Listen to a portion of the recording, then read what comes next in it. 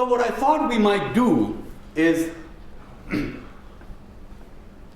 talk a little bit about optimization, and to show how incredibly, not only how incredibly powerful it could be, but how easy the theoretical background is. You know, one of the things that we constantly struggle with, for those of us that do steel design, steel building, how many of us steel building design? Yeah? Yeah, okay. So one of the things that we constantly struggle with is to come up with a preliminary design of a structure. Because in order to analyze a structure, you have to first have some preliminary member sizes, right? Well, if you have a 2-story frame, it's easy. You guess a few members, you do a little WL square over 8, peel over 2 here and there, get some stresses, and you have some preliminary sizes. But if you have a 50-story building, I mean, how do you come up with those preliminary sizes? Oh yes, if you're like me, who I used to be a consultant years ago, I've done a 50 or 60 buildings already. I've got a 50, 60-story building that already has been done. And tomorrow, the architect comes to me and say, hey, I've got this 25-story building, so what do? I go to my old drawings, pick up a building that had 100 stories, take the top 25 of them, cut them off and put them on the ground, and here's my preliminary design. Right? That's what we do, right? We've always done that. Steal from the past.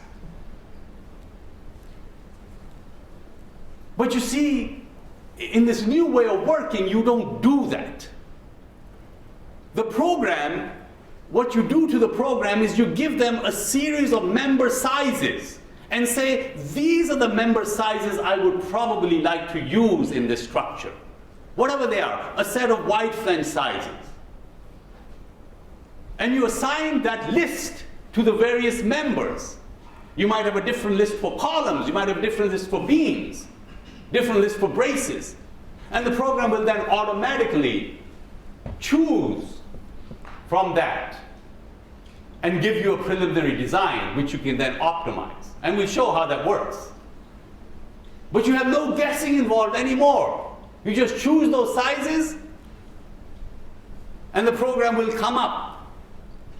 And if you want certain sizes to be the same, you can group the members, that all of the beams at this level, I would like the optimization to come up with the same size.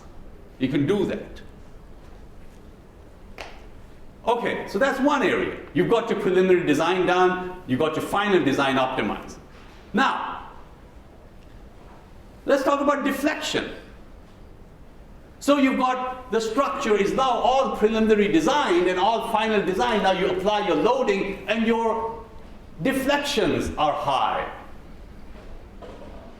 So what you do, you change some of the member sizes again and you run the structure. Especially when if you're in an earthquake area, what does that do? If you have too much deflection, you stiffen up your structure, what does that do? It increases your earthquake loads, right? Because your time period is now shorter. You run the thing again, and your deflections are still higher. Because although it's stiff, you've got higher loads. So you end up in this vicious cycle that drives you nuts. Now you don't have to do that anymore. You have a deflection problem. Say your deflection is 3 inches. Or 2 inches, you want it to be 1 inch, you go in and say, this point I don't want deflecting more than 1 inch. The program will then go automatically into that list of members that you've chosen. It'll do a virtual work analysis and come up with a set of member sizes that when you apply the load to it, you've got all of your deflections within the same range that you want. Instantaneously, no guessing. So what I want to do is to show you how it's done, but more importantly, I want you to know how it's done. Not just the logistics of how the program works, but the theoretical background.